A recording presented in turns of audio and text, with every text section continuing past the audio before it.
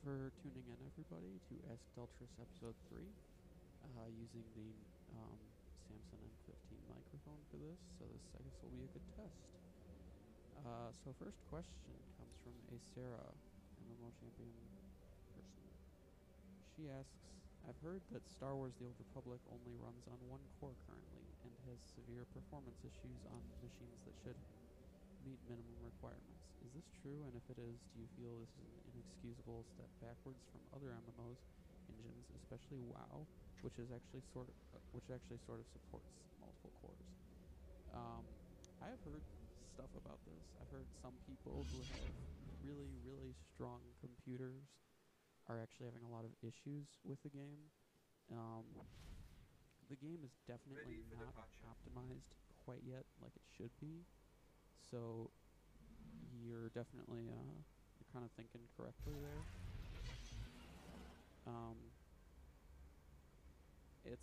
I would say it's pretty. I mean, I think they were just trying to get the game out.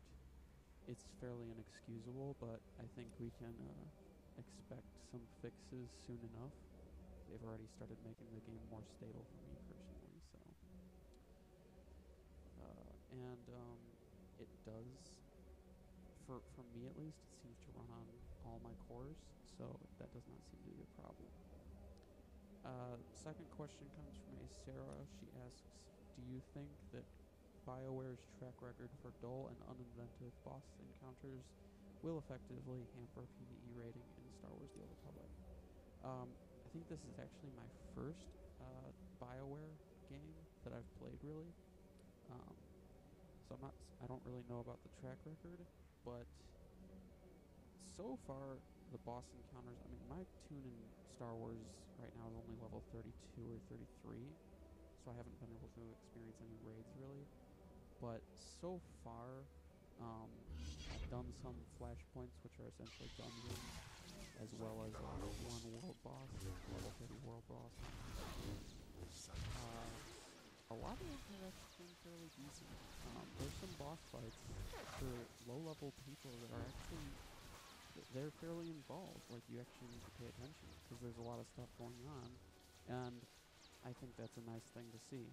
It definitely, I mean, it's not like low-level WoW bosses are really just tank and spank. Like, there's nothing special at all.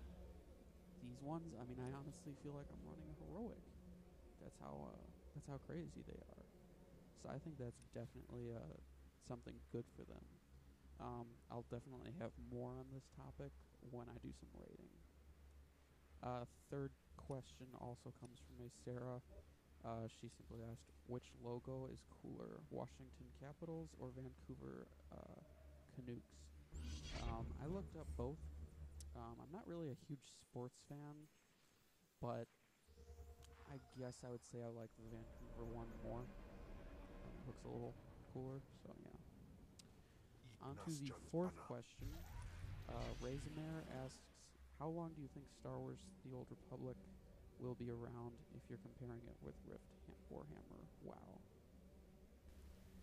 Sorry, I had to stop recording while I was doing that for a while, so it might sound a little different here because I tweaked the sounds as well. Maybe a little bit louder, so sorry if I freaked you out there. So in regards to Razamare's question, I think, I mean, honestly, the only MMORPG that I think has ever truly failed and died off was the Lego one, which apparently has had its service shut down, which is unfortunate. But I mean, this is Star Wars we're talking about, like, and BioWare. I mean, I really doubt that this game isn't going to last at least as long as WoW has, if not longer. I mean, there's a lot of aspects about the game that are very much like WoW, but then there's plenty of things that are very, very much different.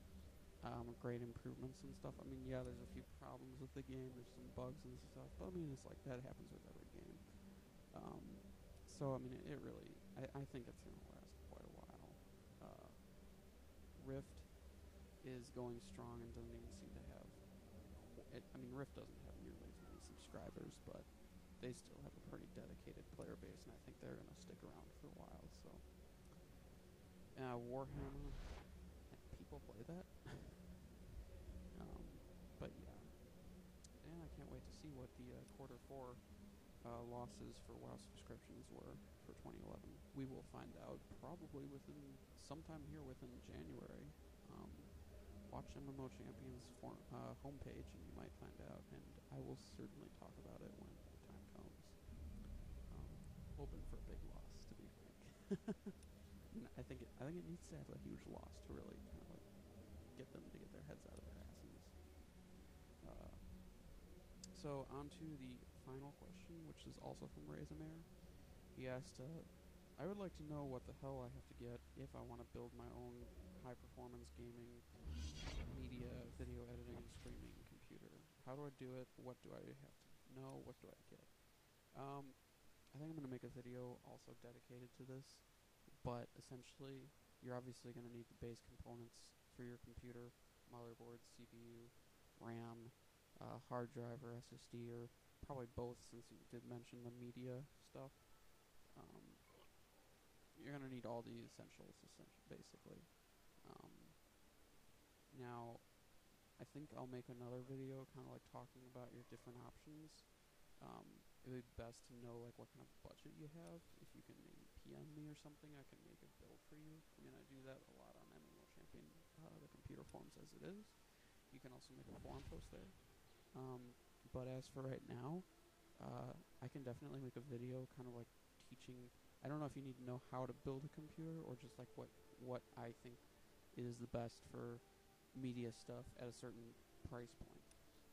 Because like if you have a price point of $1,000, you're obviously not going to be able to build the best video compressing computer out there. But if you can drop $4,000, then yeah, we can make a really killer rig that'll make making videos and stuff a joke.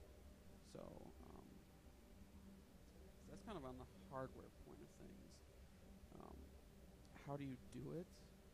Well, I mean, if you're talking about how do you make videos and stuff, there's many different programs. Obviously, there's Sony Vegas, there's Windows Movie Maker.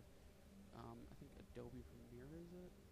There's some Adobe one, but basically, I mean, there's the whole rendering process. I might make a video dedicated to that. Like, I might film myself editing a video that for educational purposes. So,